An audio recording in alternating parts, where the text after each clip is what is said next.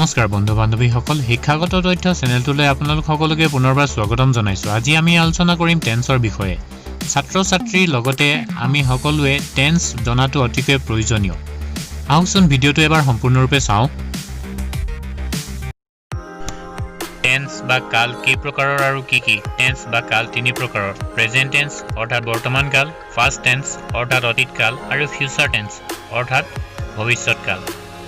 ইয়াৰ উপৰিও প্ৰত্যেকটো টেন্সৰে আৰু চাৰিটাকৈ ভাগ আছে। আহকচোন চাওঁ। প্ৰেজেন্ট টেন্স অৰ্থাৎ বৰ্তমান কাল কাক বোলে? বৰ্তমান সময়ত চলি থকা কোনো কাম, অভ্যাসগত কোনো কাম অথবা চিৰহিত যিকোনো ঘটনা বা কামক বৰ্তমান কাল বুলি কোৱা হয়। অৰ্থাৎ বৰ্তমান সময়ত হোৱা কামকে বৰ্তমান কাল বুলি কোৱা হয়।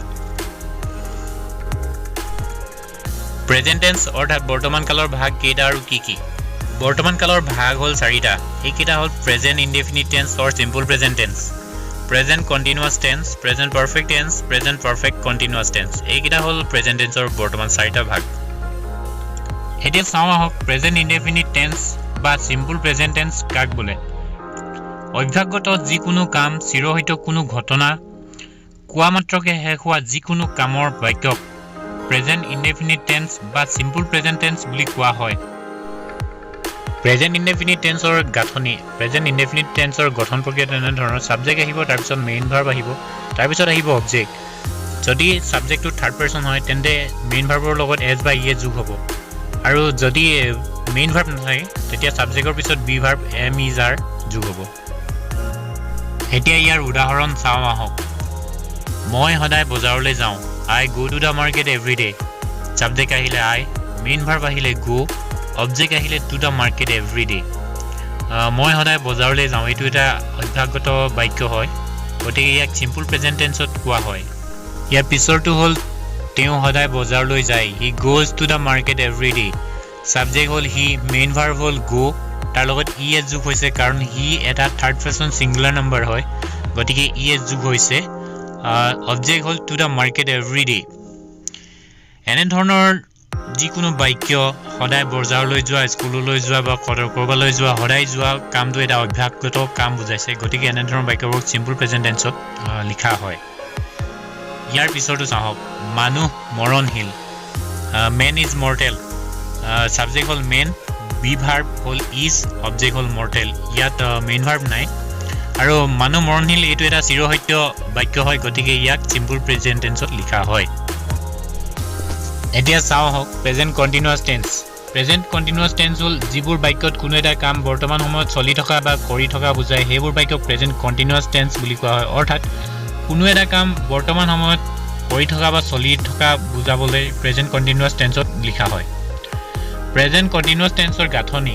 প্ৰেজেন্ট কণ্টিনিউৱাছ টেন্সৰ গঠন প্ৰক্ৰিয়া এনেধৰণৰ। ছাবজেক্ট আহিব, তাৰপিছত বি ভাৰ্ব আহিব এম ইজ আৰ, তাৰপিছত আহিব মেইন ভাৰ্ব, মেইন ভাৰ্বৰ লগত আই এন জি যোগ হ'ব, তাৰপিছত আহিব অবজেক্ট। এতিয়া চাওঁ আহকচোন ইয়াৰ উদাহৰণ। মই এতিয়া ফুটবল খেলি আছোঁ। I am playing football now. Subject আহিলে আই, বি ভাৰ্ব আহিলে এম, মেইন ভাৰ্ব আহিলে প্লে, তাৰ লগত আই এন জি যোগ হৈছে, অবজেক্ট আহিলে ফুটবল নাও।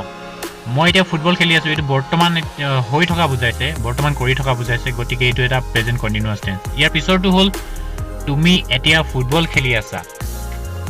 U are playing football now. Subject আহিলে ইউ, বি ভাৰ্ব আহিলে আৰ, আৰু মেইন ভাৰ্ব আহিলে প্লে, তাৰপিছত আই এন জি যোগ হ'ল, অবজেক্ট আহিলে ফুটবল নাও। এতিয়া আহিলে present perfect tense. Present perfect tense কোনবোৰ? কোনো এটা কাম এইমাত্ৰ শেষ হোৱা বুজালে তেনেবোৰ বাক্যক প্ৰেজেন্ট পাৰফেক্ট টেন্স বুলি কোৱা হয়। অৰ্থাৎ যিকোনো এটা কাম এইমাত্ৰ শেষ হৈছে, বৰ্তমান সময়ত এইমাত্ৰ শেষ হৈছে, তেনেবোৰ বাক্যক প্ৰেজেন্ট পাৰফেক্ট টেন্স বুলি কোৱা হয়। প্ৰেজেন্ট পাৰফেক্ট টেন্সৰ গাঁথনি। প্ৰেজেন্ট পাৰফেক্ট টেন্সৰ গঠন প্ৰক্ৰিয়াটো এনেধৰণৰ। ছাবজেক্ট আহিব, তাৰপিছত বি ভাৰ্ব আহিব হেভ বা হেজ, তাৰপিছত আহিব past participle of main verb, main ভাৰ্বৰ পাষ্ট পাৰ্টিচিপল ফৰ্মটো লাগিব, তাৰপিছত আহিব অবজেক্ট। এতিয়া চাওঁ আহক প্ৰেজেন্ট পাৰফেক্ট টেন্সৰ উদাহৰণ। তুমি কামটো কৰিলা। You have done the job. Subject আহিলে ইউ, বি ভাৰ্ব আহিলে হেভ, মেইন ভাৰ্বৰ পাষ্ট পাৰ্টিচিপল ফৰ্ম হ'ল ডান, অবজেক্ট হ'ল দ্য জব। তুমি কামটো কৰিলা এইটো এটা এইমাত্ৰ শেষ হোৱা বুজাইছে। ইয়াৰ পিছৰটো হ'ল বৰষুণ এৰিলে The rain has stopped. Subject আহিলে the rain, be verb আহিলে has, main verb or past participle form to hold stop.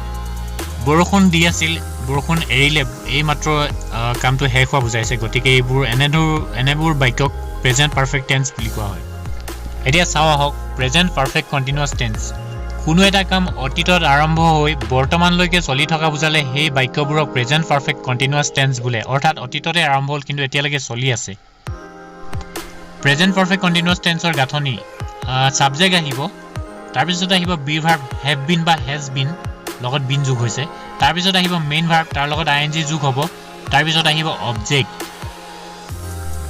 এতিয়া চাওঁ আহক উদাহৰণ জুৱা কালিৰ পৰা বৰষুণ দি আছে কালিৰ পৰা এতিয়ালৈকে হৈ থকা বুজাইছে it has been raining since yesterday subject আহিলে ইট বি ভাৰ্ব হ'ল হেজ বিন মেইন ভাৰ্ব হ'ল ৰেইন তাৰ লগত আইএনজি যোগ হৈছে অবজেক্ট হ'ল সিন্স ইয়েষ্টাৰডে তাৰ পিছৰটো হ'ল ৰহিমে 10 বছৰ ধৰি কলকাতাত আছে Rahim has been living in Kolkata since 10 years subject আহিলে ৰহিম বি ভাৰ্ব আহিলে has been main verb live তাৰ লগত আইএনজি যোগ হৈছে object in Kolkata since 10 years ছাত্ৰ ছাত্ৰী তথা বন্ধু বান্ধৱীসকল ভিডিওটো চাই কেনে পালে নিশ্চয় কমেন্ট কৰি জনাব যদি ভিডিওটো ভাল লাগিল আৰু অলপ হলেও আপোনালোকৰ সহায়ক হ'ল তেন্তে লাইক আৰু শেয়াৰ কৰিবলৈ নাপাহৰিব আৰু চেনেলটো সাবস্ক্ৰাইব কৰিবলৈ নাপাহৰিব লগতে বেল আইকনটো বজাবলৈ নাপাহৰিব ইয়াৰ পিছৰ খণ্ডত আমি আলোচনা কৰিম পাষ্ট টেন্সৰ বিষয়ে গতিকে ভিডিওবোৰ সহজতে পাবলৈ মোৰ চেনেলটো সাবস্ক্ৰাইব কৰিব আৰু বেল আইকনটো বজাই দিব ধন্যবাদ বন্ধু বান্ধৱীসকল